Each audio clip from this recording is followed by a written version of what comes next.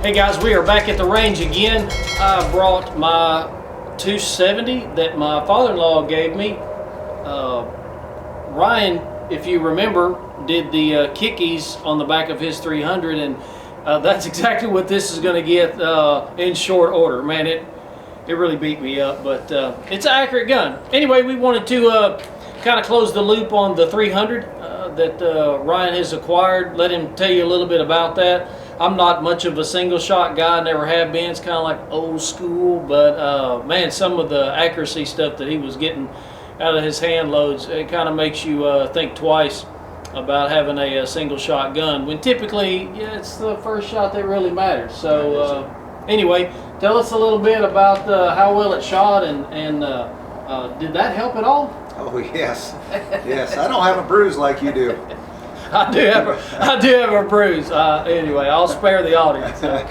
So the Kickies Patriot, great. I had a limb saver on there before, and it is every bit as cushiony, and it's got the recoil absorption of that product. The Cheekies, amazing. That thing is, oh boy, I am a customer for life.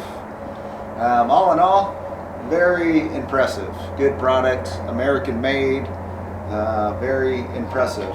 When you shoot this and you shoot that, you're going to spend the money, and you're going to put a Kickies on your rifle. When you're built like a stick man, you know, there's not a whole lot there, and it finds bone pretty fast. So I missed my pocket a little bit, and man, I paid the price. So now this is a Thompson Center. This is a Thompson Center Encore in 300 Win Mag. Now, so this is the first one you had, or you had multiple single shot?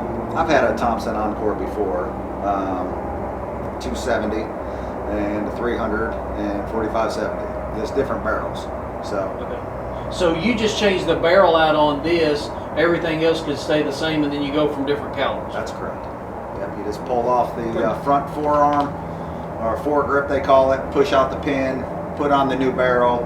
The barrel has its own optic on it, so you ain't changing nothing out. You just put it on there and go on. So that's, I mean, depending on, I guess, what you want to shoot, target shoot, you could have different optics matched with different barrels for different distances, loads, all that sort of thing, and that's... Yes, I have a 50 caliber black powder, a slug barrel, 4570, 270, and a 300. Oh wow! So is there a caliber they don't make that for? No, like, you can buy every caliber down to 17. That's pretty wild.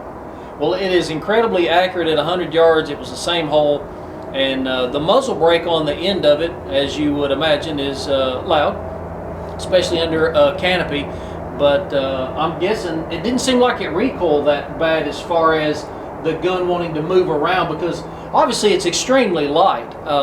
It's probably as light or lighter than this unloaded, and you know, most of the time you have a lighter gun and it beats you up, but you, of course, bigger guy than I am, but you seem to be handling it well. Like I said, it didn't seem like it was jumping around. So no, it took the recoil real well. So do you like the Vortex? I don't... It's a Crossfire. Okay. Yes, at full power, the Crossfire, the eye relief was, for me, I had to play the game. You know, out in, until you get it just right, and that's at 14 power. This is I think it's a 3x14 is what I believe, or 4x12. Yeah, 4x6, 4x12. Yes, good job. It's on that side. Yeah, there it is. It's on the side of the scope. They put them on the side of the scope. Yes. My eye relief. Have my glasses on. My eye relief. That was the only thing at full power. It could use a little bit of more tolerance in there. So pricing on those scopes though, 150 bucks. 150 bucks. So you're going to have the scope shadow when you're moving around and it's getting dark and you're trying to find everything. You know, you have a lesser expensive scope, and they're not going to put as much quality into it. So, I mean, do you feel like though for the money that you pay for it. Obviously, it stood up to a 300 Win Mag, so I don't think we got any trouble there. But no, so that brings up a nice subject though. Is the last time we came out and shot the gun with this exact setup. It's got a Leopold base and the Leopold rings. The scope moved, considerably moved. When I shot my rounds, I shot a 5-round group and it went 1 inch at a time up the target. And I was shooting off of a bipod with a bag. And then when I looked at the scope was based out all the way to the back. And I ended up taking it home and pulling everything down. I did a breakaway torque on the torque spits. They were torqued correctly. I ended up putting Loctite on the scope inside the scope rings itself.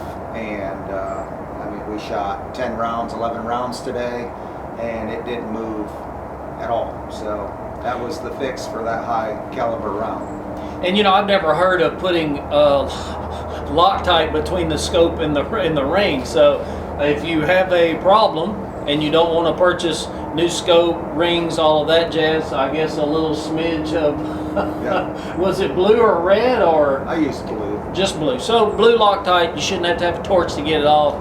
But I guess you're planning on keeping it the way it is. So Yeah, it won't move. all right. I'll be happy. All right, you guys, thanks for joining us. I hope you like the quick video. Please like, subscribe, share, ring the bell thing, whatever you guys do out there. Appreciate it, and we'll see you soon.